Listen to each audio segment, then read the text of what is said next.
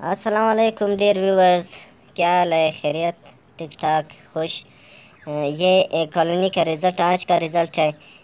5 चूज़े इस पेड़ ने दिए हैं, आप लोग देख सकते हो। आसानी से दिख रहा है कि इसने 5 चूज़े दिए और इस पेड़ ने 6 चूज़े दिए। मादी मटकी के अंदर है। बहुत ज़बरदस्त रिज़ल्ट है इनका और इनका प्रोग्रेस बहुत अच्छा चल रहा है। काफ़ी बड़े हो चुके हैं।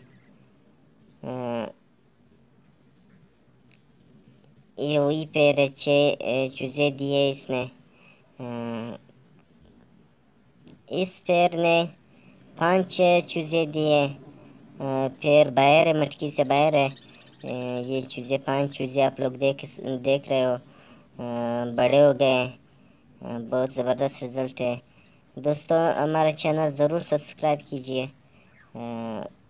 हमारा यूट्यूब चैनल है कोयटा भजीज़ 586। ये हमारा चैनल है, इसको ज़रूर सब्सक्राइब कीजिए।